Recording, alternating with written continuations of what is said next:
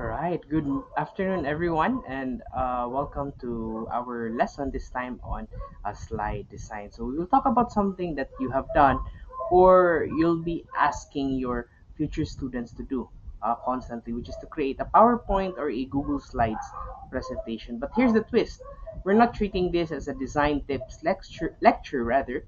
We're also treating slide decks as technical documents. And because you're English majors, we're going to evaluate slide decks using the same five-trait rubric of that you use for any of the technical writing documents that you've had. So that's clarity, conciseness, accessible document design, audience recognition, and accuracy. Now, by the end of this session, you will not only make better slides, but you will be able to teach your students how to do the same as well. Now, let's start by being honest. Raise your hand if you've sat through a presentation na gihatag sa inyong teacher where that teacher or any particular presenter just read every single word directly from the slide. I'm pretty sure you have experienced that in some or maybe most of your classes, but that's what we call death by PowerPoint. And here's why that happens. Most presenters think na kana ilang slide deck, mauna ilang script. Well, in fact, it is not. Now, a slide deck is a visual support system.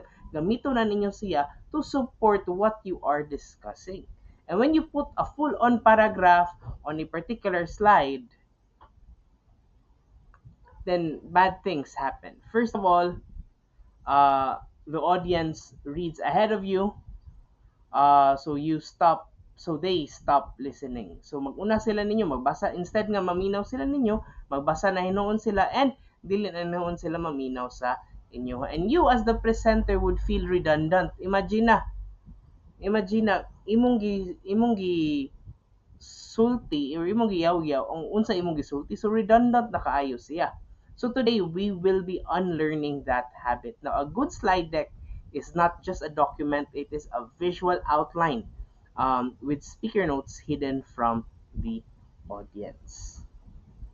Now, let me show you what a good technical slide deck looks like. First is naay visual hierarchy. So, sa pasabot ana, sir, that means naay title, which is the largest thing, then supported by the supporting points that are smaller pero a little bit dako, and the details are either in the speaker notes or removed entirely. Now, second, there is a consistent grid. Now, every slide aligns perfectly. So, the logos are in the same corner, ang margins identical, ang title nara in the same position. That's not just aesthetics, but it is readability. Now, the next one is the glance test. Now, can an audience member look at that slide na imong gibuhat for 3 seconds, look away, and then still remember the main point? Kay kung dili nila sabtan or dili nila ma-pick up ang imong main point in under 3 seconds, then your slide will be too cluttered or daghan na kaayo og mga sulod ang inyong slides. And finally, actionable. The audience should know what to think or do next. Now, makita niyo diri here. As you can see, ang kanang sa left, gibutangan na gud niya og what you call this, paragraphs. And as a speaker, natay tendency nga basahon na gyud nato, which is not a good example of a slide deck. While ang kanang naa sa right, naara say 3 points, then one sentence a good siya. This is actually a good example of a good slide deck. So, and now you know what a good slide deck looks like. Now, let's look at some features of presentation apps. I know some of you have already done this before or nakahabalo na mo ani, but this is just a review for everyone. Okay, now I will try to cover both PowerPoint and Google Slides. Now, na yung mga features nga mag-overlap, so it should be applicable to both. Okay, now let's talk about first the layout and the structuring. First is we have the slide master. Now, this is the underused feature in presentation software like in PowerPoint or in Google Slides. So instead of changing fonts on the 20 slides that you have one by one, You open Slide Master, change it once, and every single slide updates automatically. Now, mo sa PowerPoint, you go to View, and then Slide Master, and then in Google Slides, go to Slides, and then Theme Builder. Alright, so I want you to look into this when you create your own slide deck presentations. Number next is layouts. Never start rather, from a completely blank slide. You have here,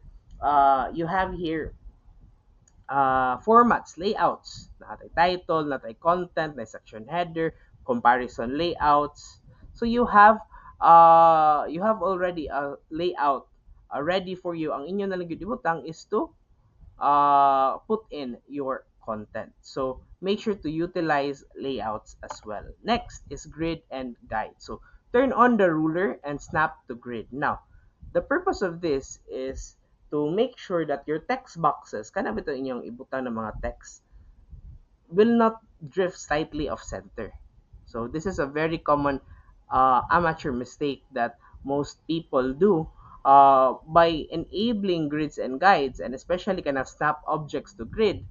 Mura ba siya mo lock in into a certain position and then dili na mo siya mahilabtan. So or maihilabtan nimo siya pero at least makita ka og lines kung asa na siya. So make sure to utilize the grids and guides. Next is shapes and icons. So we are now going with visual engineering. So what can you add in your slides, in your PowerPoint, in your Google Slides? So shapes and icons are used for building diagrams. So kung mag-build og mga diagrams na sa flowcharts, cycles, hierarchy, so on and so forth, but do not use them as decorations. Okay? Every shape should communicate a relationship. So, unsa may relationship ani anong circle man inyong gigamit ani nga slide. Oh, so dapat naa siya isulti nga relationship.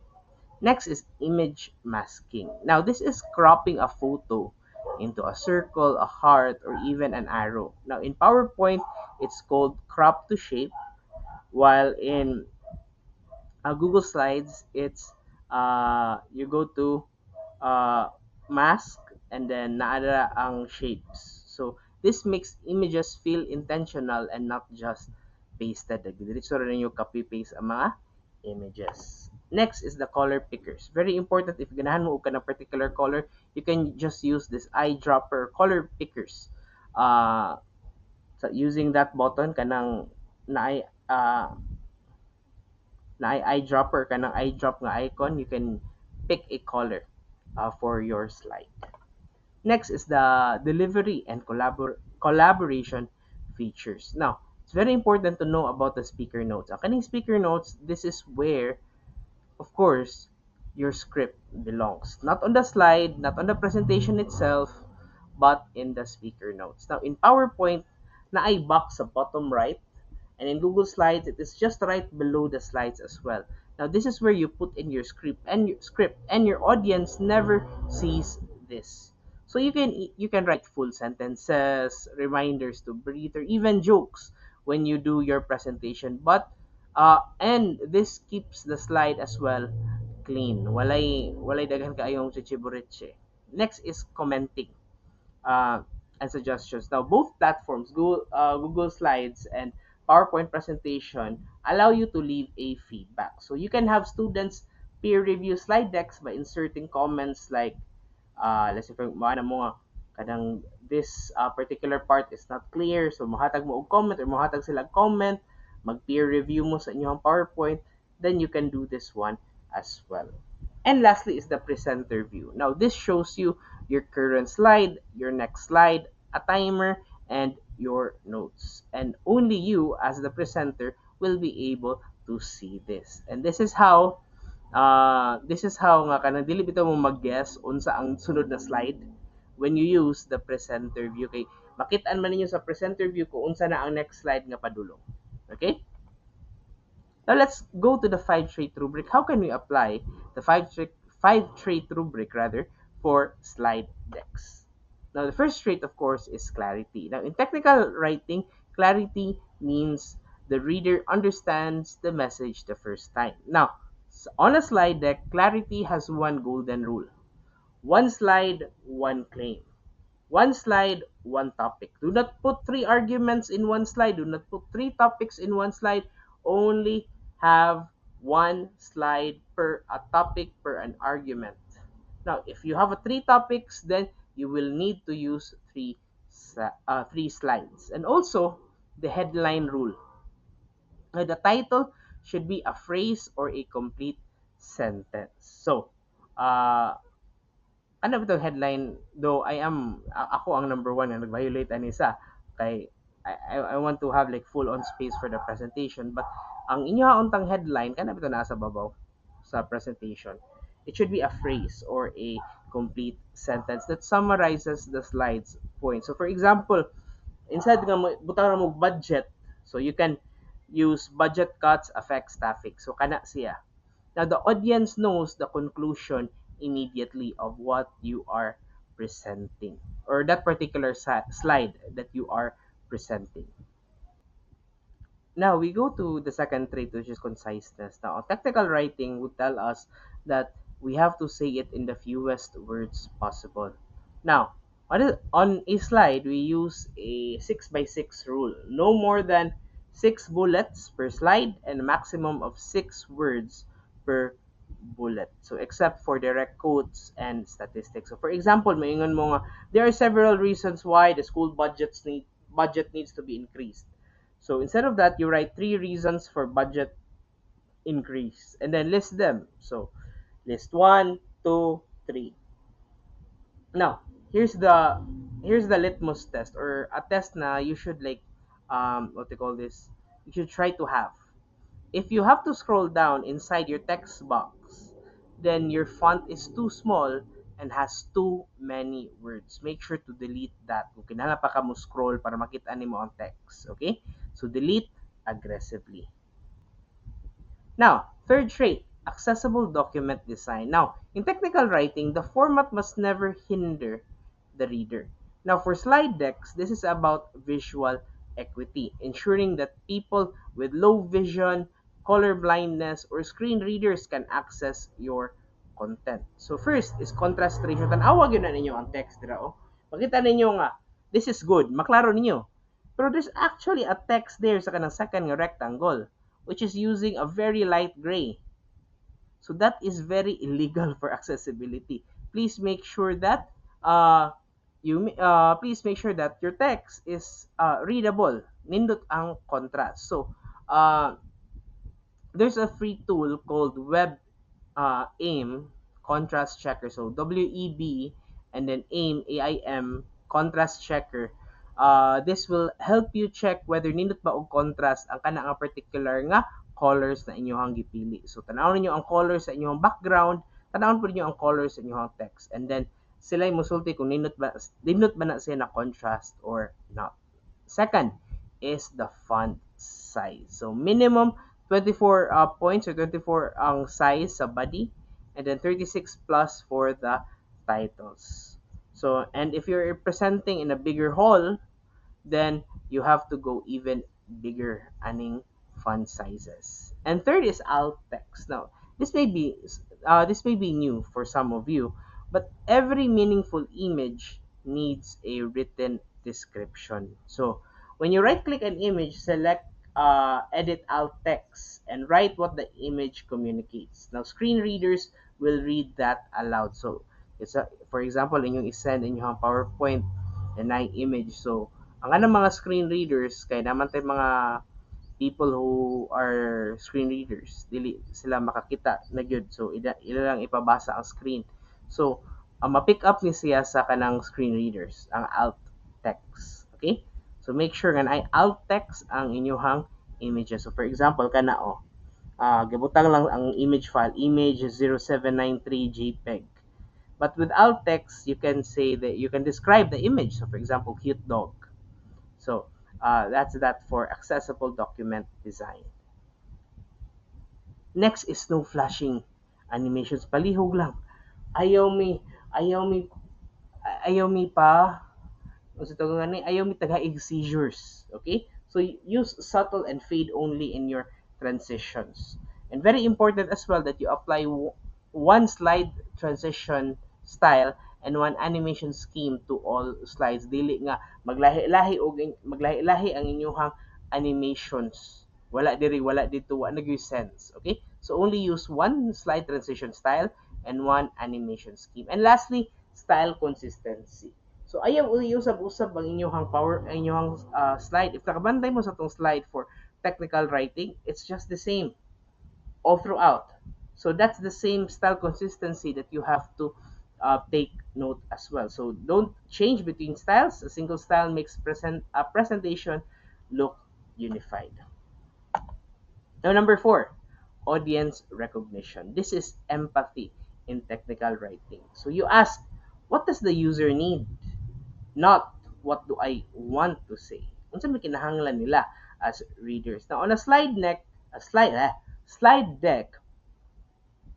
audience changes everything. Example, if imuhang slide deck para sa mga students nimo, of course you need definitions, you need bigger pictures, you need simple diagrams, dili gyud mo i-complicate. So, while if you will be talking to high-tech readers, for example, mga school board members, fellow English teachers, and yung admin, principal, then they need precise data, process maps, and links to sources. They can handle more text, but again, dili to the point nga maabot siya og paragraph. Now, for you as future English teachers, imagine that you're presenting a grammar lesson to grade 8 students versus presenting the exam results to your principal. Now, those two slide decks would look completely different. Now, if you think, parehas naman, then you totally failed in audience recognition. And lastly, the final trait, which is accuracy. Now, in technical writing, numbers, spelling, and grammar are fact-checked. On a slide deck, accuracy is about trust. Now, one typo on a slide, for example, moingon mo nga public schools instead of public schools, minatay, mawala imuhang credibility. So make sure that you turn on the spell check and you read your slides backwards to catch error. Next is data integrity. Now, if you are showing a bar graph is the y-axis labeled correctly, or base na accidentally cut nimo ang 0 point to make a difference look bigger. Nakat ba nimo ang any of the x-axis or y-axis? So make sure nga dili deceptive and inaccurate ang imuhang data. And lastly, citation. So every statistic, every quote, every image from the internet needs a source. So put a small URL or author name at the bottom of the slide. Now, if you took a photo yourself, say source, author, photo. Okay? And that is how we create slide decks on a technical writing perspective. Thank you everyone for listening, and I hope that this has been a fruitful session for you.